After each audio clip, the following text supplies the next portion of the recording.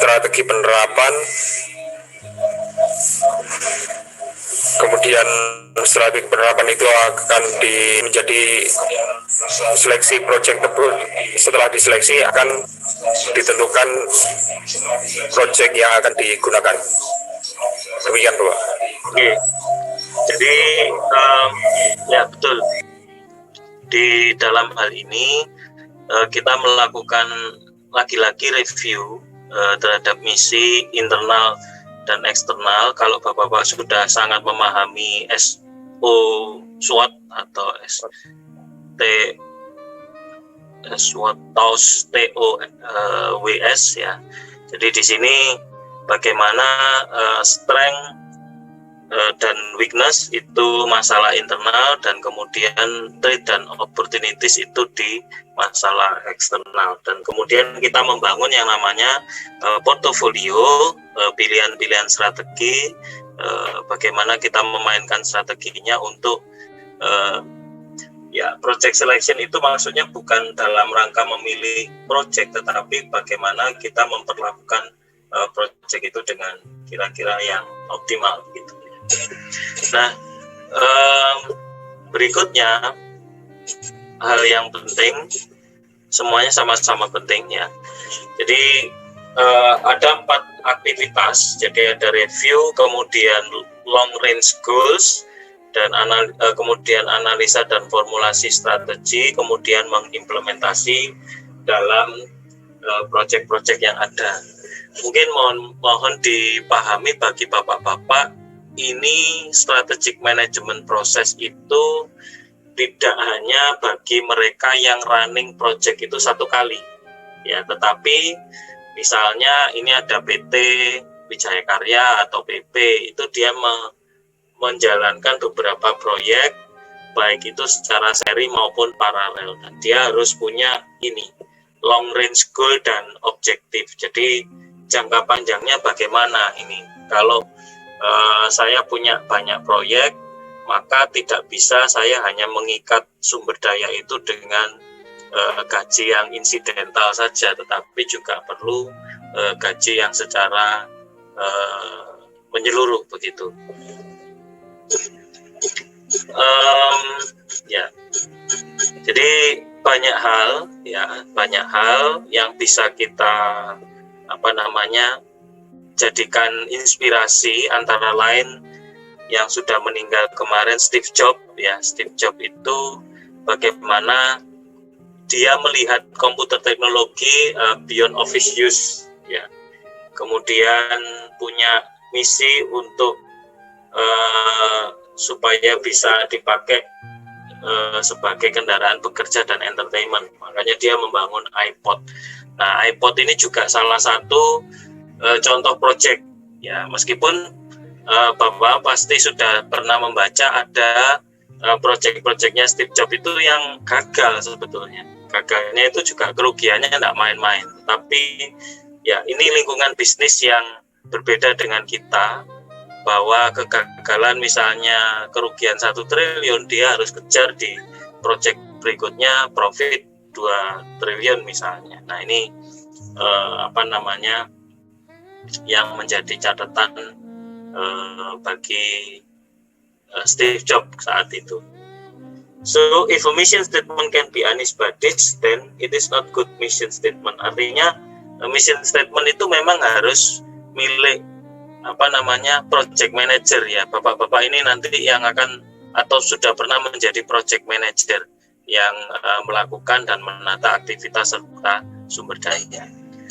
Di sini yang jelas ini yang sudah sangat terkenal begitu, kita harus smart ya. Smart itu artinya spesifik ya. Jadi kalau kita mengerjakan nanti skripsi atau tugas akhir, maka dia harus spesifik di dalam objek tertentu. Misalnya lab kimia yang menunjang kepentingan kita, atau di dalam KRI tertentu. Ini prinsip dari spesifik. Kemudian measurable itu artinya kita bisa membangun KPI. KPI maksudnya indikator tentang apa namanya, oh sebentar,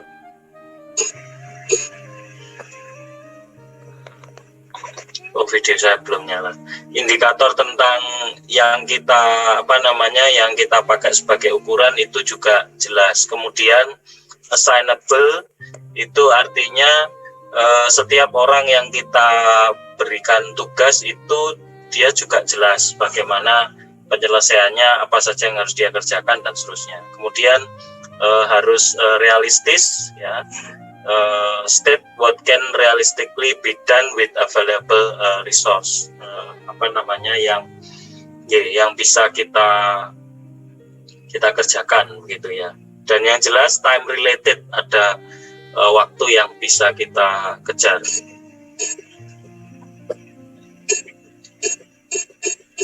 Jadi lagi-lagi bagaimana yang jelas input kita ada 5 ya, man, money, material, method, mesin ya. Kemudian project itu juga bisa diperlakukan sebagai addendum. Addendum itu adalah ya penuh dengan dinamika begitu ya. Jadi penuh dengan dinamika itu artinya ada banyak perubahan yang bisa terjadi. Kemudian multiple objective place conflicting demands on organizational resources, artinya bisa jadi kita harus menghadapi konflik demand, artinya Pimpro-nya bilang begini, nanti perusahaannya bilang begini. Nah, itu sangat umum dihadapi oleh apa namanya, project manager gitu ya. Staff di dalam proyek. Kemudian di sini memerlukan organisasi formal ataupun informal, planning and control system must be in place, dan bagaimana kita juga memotivasi project contributor. Terus kemudian memprioritaskan project itu sendiri. Ya, jadi implementation gap-nya seperti ini. Dalam 80% organisasi top management formulate strategi itu banyak masalah di functional manager. Artinya begini,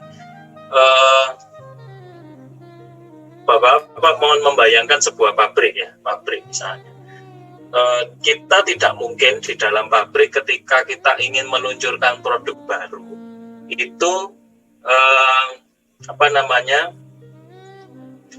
kita mencari tim dari luar, itu agak sulit. Maka tim itu harus dibangun dari dalam. Nah, kalau tim itu dibangun dari dalam, problem utamanya adalah tim itu sementara mengerjakan pekerjaan hariannya dia juga harus mengerjakan tentang implementasi produk baru tadi. Nah, inilah problem ketika dia harus berhadapan dengan functional manager atau kesehariannya. Kemudian sehingga banyak ya lack of understanding ya. Jadi ini contoh-contoh kecil. Jadi agak sulit ketika kita punya pabrik ingin membangun produk baru terus saya hire orang lain, nah itu sulit. Jadi yang bisa kita lakukan adalah hire orang dalam.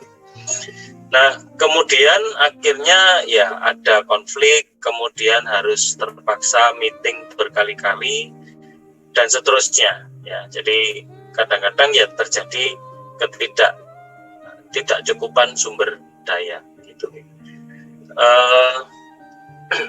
Ya, beberapa saat lagi kuliahnya akan saya akhiri.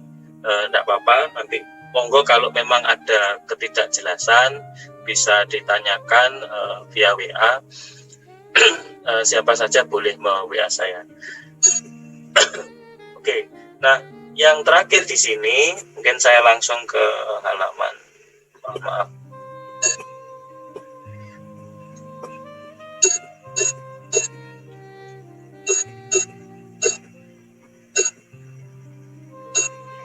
Nah, yang terakhir di sini adalah bagian ini atau dua terakhir ya.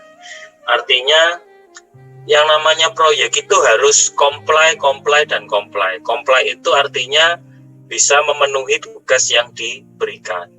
Sama dengan ketika bapak-bapak misalnya diminta oleh atasan atau komandan, mohon ambil KRI Joko Tole misalnya di Belanda. Maka yang jelas bagaimanapun caranya kita harus ke Belanda, mengambil kapal itu dan bawa pulang kembali, ya, bawa ke Indonesia misalnya. Itu compliance, ya. Kemudian di dalam compliance itu pasti kita punya strategic projects, ya. Jadi kemudian juga operasional, jadi ada dua jenis proyek, maaf saya keliru, ada proyek strategis, ada proyek yang operasional. Nah, mengambil kapal itu bisa jadi strategis, bisa jadi operasional juga, ya. Yang jelas kalau menurut saya strategis karena itu baru, ya. Kalau operasional itu misalnya mohon disiapkan pengamanan di Maluku misalnya, yaitu secara ini operasional. Yang terakhir dari yang terakhir, nah ini, jadi yang jelas di dalam sebuah proyek itu kita punya sistem, ya. Skopnya itu bagaimana? Skop proyek itu artinya ya dia targetnya apa, target kualitas itu biasanya disebut sebagai skop. Kemudian work breakdown, network atau jaringan itu bukan hanya partner-partner kita di dalam kerjasama, tetapi juga bagaimana kita melingkan antar aktivitas di dalam proyek, dan juga resource dan cost. Lawannya di sini adalah environment dan culture kita hadapi dengan organization, leadership, teams, and partner gitu. Dan kita lakukan analisa eksternal, ini internalnya, ini sistemnya, ini eksternalnya. Begitu Bapak-bapak yang bisa saya sampaikan. Apakah ada pertanyaan sampai sini?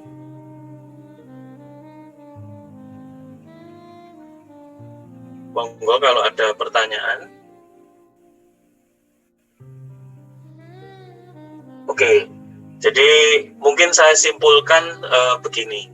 Materi hari ini mungkin bagi bapak-bapak atau juga termasuk saya itu kok ini tidak terlalu operasional, ya. Ini justru membangun pemikiran yang lebih lebar. Nah, walaupun proyeknya itu bersifat kecil, tetap kita harus melakukan analisa environmental. Mungkin saya tidak mengecilkan arti skripsi atau tugas akhir yang nanti akan dikerjakan oleh bapak-bapak di ujung semester, tetapi kita perlu melakukan analisa lingkungannya. Contoh skripsi itu kan objeknya saya harus cari di mana, apakah di kesatuan saya yang lama ataukah yang saya sudah kenal. Nah, itu nanti akan berpengaruh bagaimana kita mencari datanya, ya. Mungkin kalau di Angkatan Laut mencari data bukan sesuatu yang sulit gitu, ya. Tapi pengalaman misalnya ada bimbingan saya dulu di ITS, dia ada problem mencari data, nah itu bisa sangat frustrating atau bisa sangat mempengaruhi dalam penyelesaiannya. Itu adalah faktor environmental, ya. Belum lagi, tapi biasanya dukungan orang tua baik-baik saja, ya. Environmental itu kadang-kadang teman-temannya, loh, kok teman saya sudah banyak yang progresnya luar biasa. Oh, teman saya yang ini kok progresnya tidak biasa. Nah, itu juga akan mempengaruhi. Itu contoh kecil yang bisa bapak-bapak lakukan untuk menganalisa situasi lingkungan. Gitu. Baik, kalau tidak ada pertanyaan, apakah kuliahnya boleh diakhiri, bapak-bapak? Ya, saya harus mengikuti waktunya bapak-bapak karena tadi sudah standby mulai jam 7 pagi. Kita sudah 100 menit menghabiskan sampai 8. Sekarang sudah 8.48 ini malam. Apakah boleh diakhiri bapak-bapak? Siap Bapak, terima kasih Bapak dosen. Terima kasih Ujin. Terima kasih banyak, Ujin, Bapak dosen, atas materi kuliahnya hari ini. Jadi pentingnya hari ini itu adalah bagaimana kita menganalisa strategi. Kalau bapak-bapak tidak familiar dengan istilahnya, ya SWOT itu aja dipakai, nggak apa-apa. Ya, jadi nanti ini mohon akan menjadi bagian dari penugasan implementasi atau perancangan karakuri. Ya, bagaimana karakuri itu nanti environment-nya seperti apa. Oke. Baik, saya akhiri. Nanti akan saya lanjutkan via WA saja. Mana yang akan kita pilih untuk kita ikuti. Mohon maaf, bertanya lagi, jumlah mahasiswanya berapa, Pak? 24 ya? 18 berapa, Pak. Pak? 18 Bapak. Ada saran jumlah kelompok, berarti 6 kelompok begitu nggih? Atau 3 kelompok tapi isinya 6 orang? 3 bisa Pak. Tiga apa Pak? 3 kelompok. Oh ya, baik, saya nanti setting. Jadi 3 kelompok isinya 6 orang. Nanti akan saya buatkan list nanti list pekerjaannya, artinya dalam kegiatan proyek ini nanti bagian-bagian dari 6 orang itu mengerjakan apa saja akan sekaligus saya listing begitu, supaya tidak mencari-cari ide siapa harus mengerjakan apa. Baik, saya akhiri dulu. Mohon maaf sekali lagi untuk keterlambatan tadi. Ada problem memang di laptop saya. Ya mohon doanya bisa ganti laptop baru ini. Oke. Baik, terima kasih. Terima kasih banyak. Saya akhiri. Tetap sehat selalu, Bapak. Assalamualaikum warahmatullahi wabarakatuh. Sama-sama Pak. Waalaikumsalam. Oke, terima kasih. Oke, terima kasih, Pak. Terima kasih. Mohon izin.